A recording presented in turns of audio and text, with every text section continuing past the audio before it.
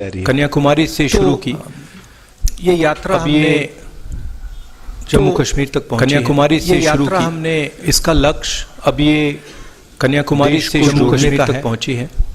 अब ये इसका लक्ष्य जम्मू कश्मीर मिटाने का है, देश को जोड़ने का है। इसका माहौल बीजेपी और आरएसएस के लोगों में देश में फैलाया है, जम्मू कश्मीर में फैलाया है। जो माहौल मिटाने की और आरएसएस के लोगों ने देश में फैलाया है, जम्मू कश्मीर में फैलाया है। बीजेपी और आरएसएस के लोगों ने देश में फैलाया है, जम्मू कश्मीर में फैलाया है।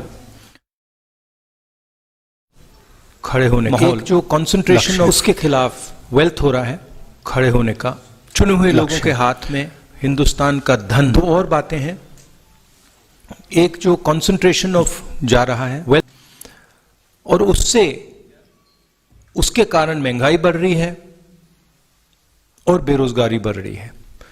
तो ये मुद्दे थे।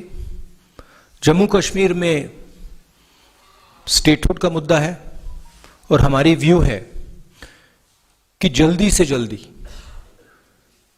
स्टेटहुड आपको मिलना चाहिए और आपकी जो असेंबली है एक बार फिर चालू होनी चाहिए। जो आपका लोकतांत्रिक सिस्टम है वो एक बार फिर वाइब्रेंट होना चाहिए।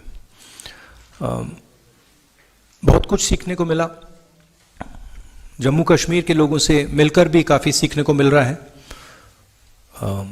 उनके दिल में जो दर्द है, दुख है, वो समझने को मिल रहा है। तो काफ़ी अच्छी यात्रा रही है हमारे लिए और कुछ ही दिनों में हम श्रीनगर पहुंच जाएंगे। तो धन्यवाद। शुक्रिया राहुल जी। डेली एक्सेलसियर से तरुण उपाध्याय है नहीं। स्टेट टाइम्स से विवेक शर्मा वो भी है नहीं। अमर उजाला से अमित कुमार,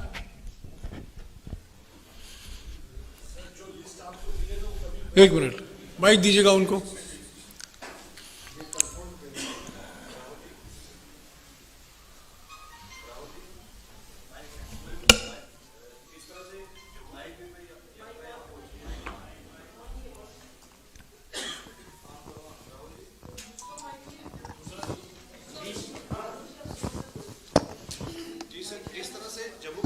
यात्रा पहुंची है, लोग आपसे जुड़ रहे हैं, तो क्या इस यात्रा के बाद देशव्यापी स्तर पर कोई दूसरा ऐसा अभियान चलाने की आपकी तैयारी है?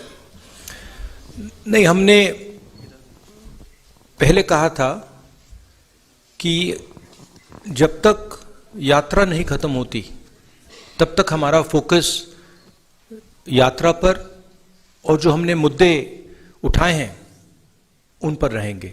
यात्रा के बाद क्या होगा वो यात्रा के बाद डिसाइड होगा।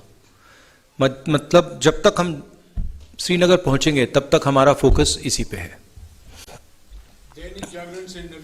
क्योंकि होता क्या है कि अगर कुछ काम करने निकले हैं और उस काम के खत्म होने से पहले हम दूसरे काम के बारे में सोचना शुरू कर देते हैं, बोलना शुरू कर देते हैं, तो फोकस लूज हो जाती है। इसलिए हमने ये निर्णय लिया है। दैनिक it's fine. Rahul ji, article 370 का जो रिस्टोरेशन का एक इशू है, यहाँ पे कुछ आवाजें उठती हैं, तो क्या कांग्रेस उसका सपोर्ट करती है रिस्टोरेशन का, या आपके एजेंडे से बाहर आर्टिकल? नहीं, Congress position on article 370 is very clear. हमारी वर्किंग कमेटी का रेजोल्यूशन है, उसको आप पढ़ लीजिए। That is our position. Kashmir से Sushmita. Good afternoon. Sir, my question is, Defense Minister Rajnath Singh has just stated through your Bharat Yatra, you are spreading hatred and you are defaming India even abroad. Not just you are spreading hatred across India, but even abroad you are defaming India. So my question would be, if, as according to BJP, if your heart is full of hatred for a particular person because you always speak against Prime Minister, BJP and RSS, so if you have not been able to win over your hatred, how can you spread love and compassion across the country? Thank you. Is this a question or a statement? What is the question? Sir, I'm asking if the heart is full of hatred. No, but the heart is not. But the heart is not full of hatred. In fact, I'm very respectful, and I don't have hatred for anybody. You've not really asked me a question. You have stated an opinion, and you've made a statement. No. You made a statement. There is no question in what you have said, right? You have stated that I have hatred in my heart, and if you have watched this yatra, right, not once have I said there is hatred for anybody, right? This yatra has been about love and affection from the beginning. Everybody in this yatra has been respectful. Nobody in this yatra has attacked or abused anybody else, right? So it's interesting that you, instead of asking a question, you make a statement. It reflects what you're trying to do. Now, as far as Mr. Rajnath Singh's statement is concerned, I don't understand how a Padyatra across the country that is uniting the people of India, that is bringing the people of India together, that is being loving and affectionate to the people of India, is harming the interest of India. I don't understand it. I can see how the hatred and violence that Mr. Rajnath Singh's party is spreading damages the country.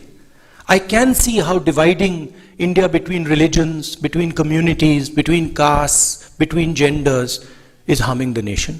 And I can also see how it is defaming the nation. If you look at all the newspapers abroad, right, and you must spend some time doing it, you will find that they are all asking the question, what has happened to India's traditional values? What has happened to India's brotherhood? What has happened to India's strength under the current government? So the defamation is being done by the ideology of the BJP and the RSS. Finally,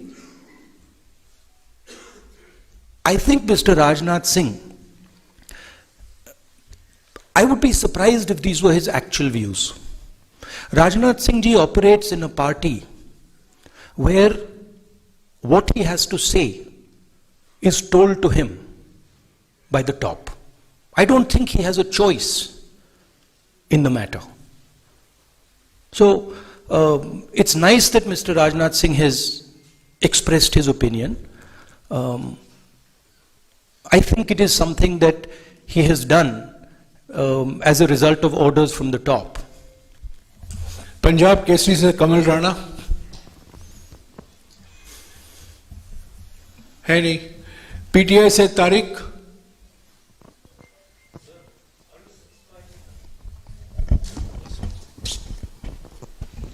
Are you satisfied with security arrangements made in Jammu and Kashmir for the Yatra?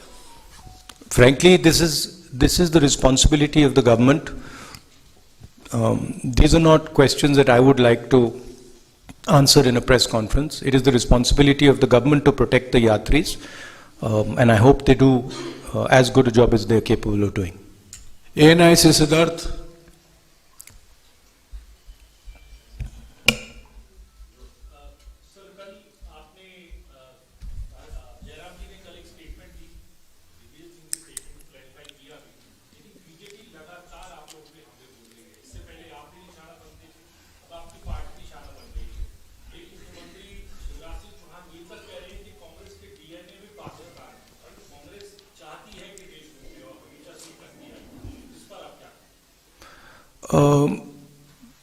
किस पर?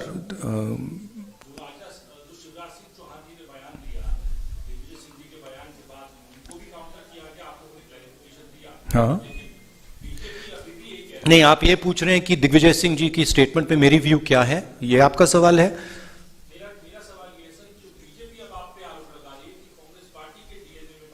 हाँ, Congress party ने इस देश को आजादी दी है. Congress party is ने इस देश के सारे इंस्टीट्यूशंस क्रिएट करे हैं। कांग्रेस पार्टी की फिलॉसफी में ये देश बना है।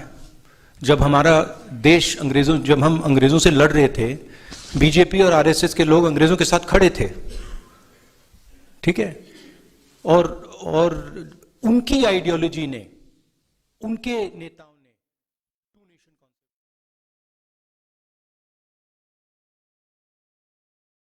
कहने की बात है। जो दिग्विजय सिंह जी ने कहा उससे मैं बिल्कुल अग्री नहीं करता हूं। हमारी आर्मी पर हमारा पूरा ट्रस्ट है। अगर आर्मी कुछ करे, सबूत देने की कोई जरूरत नहीं है। तो मैं पर्सनली उनके स्टेटमेंट से कंप्लीटली डिसएग्री करता हूं, और कांग्रेस पार्टी की ऑफिशियल पोजीशन भी यही है कि वो दिग्विजय जी का पर्सनल ओपिनियन है, वो हमारा ओपिनियन नहीं है। टाइम्स नाउ से Pradeep Dutta.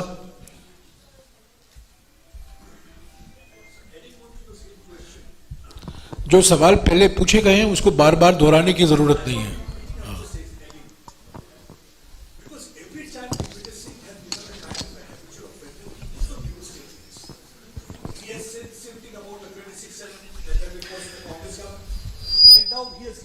Statement asking for sabut in this particular case also, and every time Congress tries to distance itself from Digvijay Singh's statement, and today also you said that you don't agree with that. I agree with that, but why action is not initiated? We are a democratic party, okay, and we are not a dictatorship. We don't run our party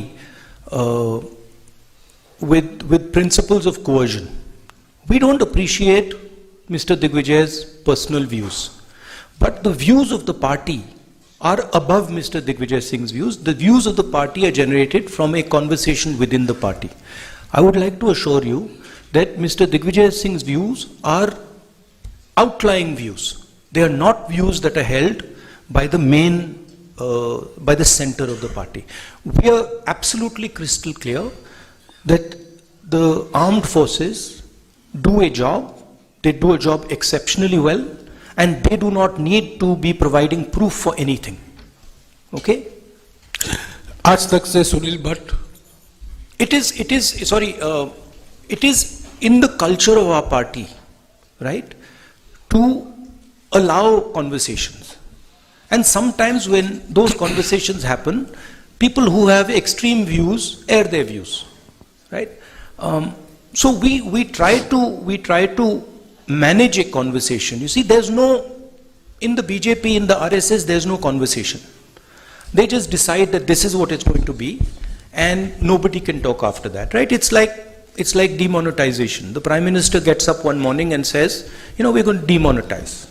Or like GST, where, you completely destroy the backbone of the country because you're not having a conversation. So we think a conversation is very, very important. And sometimes, of course, there are people in every conversation who will say ridiculous things. And in this case, I'm sorry to have to say this about a senior leader. He said a ridiculous thing. आज तक से सुनील भट्ट। नमस्कार राहुल जी, मेरा नाम सुनील भट्ट है, आज तक India today group से। राहुल जी, आप लगातार कन्याकुमारी से आ रहे हैं, पदयात्रा करके आ रहे हैं, आप बेरोजगारी का विषय उठा रहे हैं, आप महंगाई का विषय उठा रहे हैं, लेकिन कल मंच से जिस तरह से दिग्विजय सिंह ने जो बयान दिया, जो आपत्तिजनक बयान दिया, आपको नहीं लगता कि जो आपने अब तक इतनी मेहनत की है उस पर कहीं ना कहीं उन्होंने पानी फेर दिया? एक कमेंट से। राहुल जी, पूरा प्रश्न सुन लीजिए। दूसरी बात, राहुल जी, कई विषय हैं यहाँ जम्मू कश्मीर में भी और राष्ट्रीय स्तर पर भी जिस पर आप सरकार को कॉर्नर कर सकते हैं। देखिए, देश के गृह मंत्री अमित शाह ने संसद के पटल पर कहा, तब अधीर रंजन चौधरी साहब वहीं बैठे थे। Brother, are you a political advisor or you a journalist? Sir, listen to my question. It's not a question. Sir, I'm coming. You're giving a speech. No, listen to my question, sir. Sir, I'm saying that Union Home Minister Amit Shah said on the floor of the House that it was the Modi government which provided jobs to the Kashmiri Pandit youth. And he said, he asked Adhir Ranjan Chaudhary, he challenged him that आपने कितने दिए हैं मुझे जरा बताइए. But the fact is that it was Manmohan Singh's government which gave these jobs. लेकिन आपकी party के पास तथ्य नहीं, आप काउंटर क्यों नहीं कर पाते हैं सरकार को? In fact, ये आंकड़ा हमारे पास है, ये आंकड़ा हमने रखा है. कल कश्मीरी पंडित का एक डेलीगेशन आया, उनसे हमारी बातचीत हुई. कश्मीरी पंडित्स के डेलीगेशन ने हमें बताया कि जो भी हुआ है यूपीए के टाइम, मनमोहन सिंह जी के टाइम हुआ है। उन्होंने ये भी कहा कि बीजेपी उनको पॉलिटिकल हथियार जैसे यूज करती है। उन्होंने ये भी कहा कि बीजेपी जो उनको फोर्सिबली वापस वैली में भेज रही है, मरने के लिए भेज रही है, वो गलत है। वो सब उन्होंने बोला और वो सब जम्मू कश्मीर के लोगों को मालूम है, ठीक है। तो और उसको हम दोहराते रहते हैं।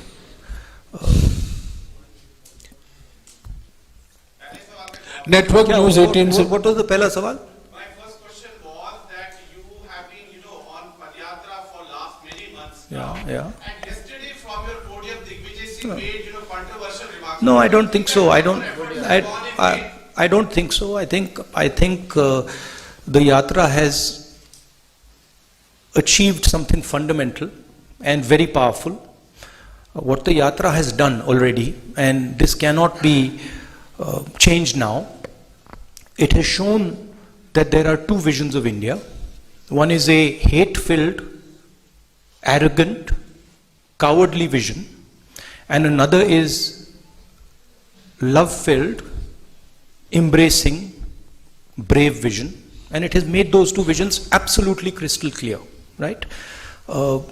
Millions of people, not just myself, millions of people have walked across the breadth of this country. They have supported this yatra. And this yatra has changed the narrative in the country. You in the media might not like to accept it, but it's a fact, right? And nothing can change that. One or two comments, that are said by a leader are not going to change the fundamental fact that the yatra has been a success. The yatra has brought India together. The yatra has shown that Indian people believe much more in love and affection than in hatred and anger. So I am quite pleased by what this yatra has achieved. Network news 18 से Manoj Kaul. Sir, मैं मनोज कौल।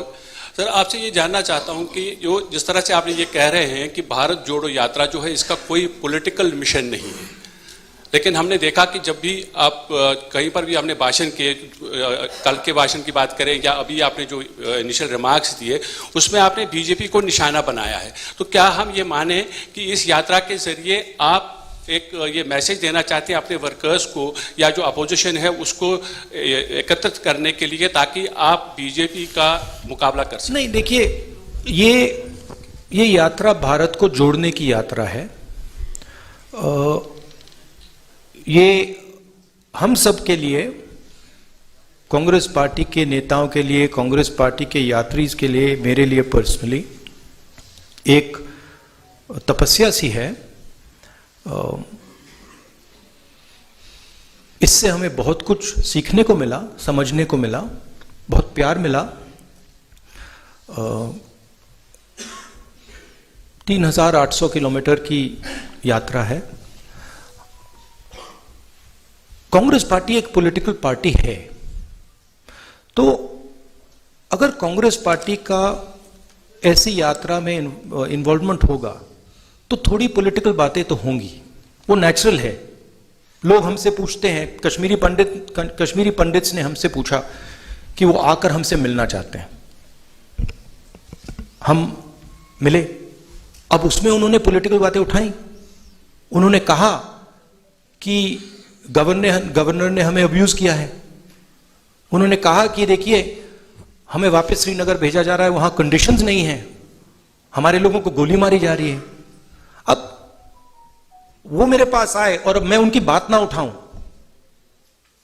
तो फिर वो problem हो जाएगी। तो अगर हम यात्रा कर रहे हैं और लोग हमें बातें बता रहे हैं, हमें वो बातें तो उठानी पड़ेंगी। अगर किसान हमारे पास आए और कहे भैया देखो मेरे बीज खराब निकले, और अगर मैंने 100 दिन की यात्रा में वो बोला ही नहीं, तो फिर वो किसान कहेगा ये भारत जोड़ो का क्या मतलब है? मैंने जो आपसे बात बोली, आप बोल क्यों नहीं रहे हो?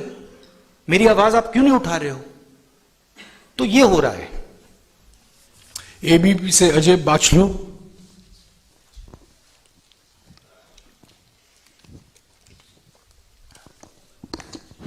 राहुल जी, मेरा सीधा सा सवाल है कि सेना के शौर्य पर कब तक सवाल उठेंगे, और जो भी नेता ये सवाल उठाते हैं, उनके लिए आपका क्या मैसेज है?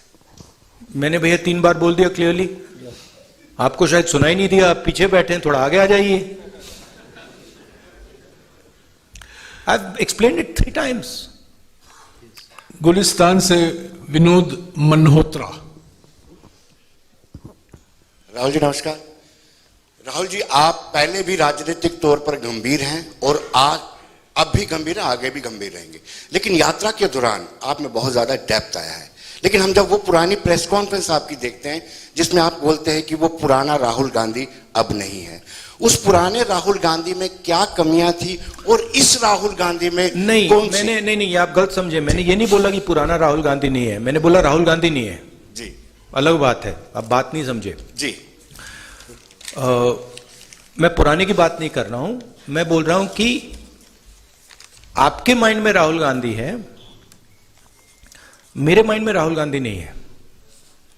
मेरे माइंड में सिर्फ जनता है, जनता का दर्द है, जनता है, हिंदुस्तान के किसान हैं, मजदूर हैं, गरीब लोग हैं, और हिंदुस्तान की जो इश्यूज हैं वो हैं। मुझे राहुल गांधी से कुछ लेना देना नहीं है, आपको है। मेरी माइंड में क्लैरिटी है कि इस देश में जो हिंसा, नफरत फैलाई जा रही है,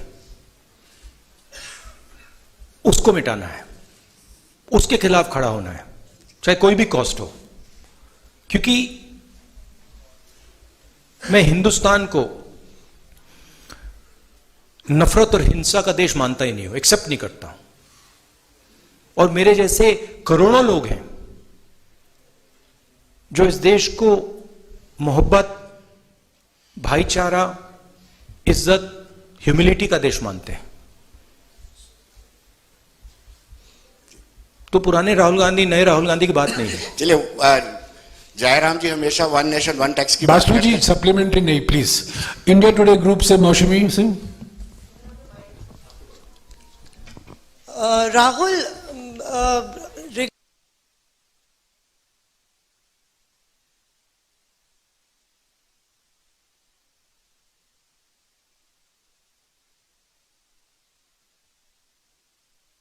have taken a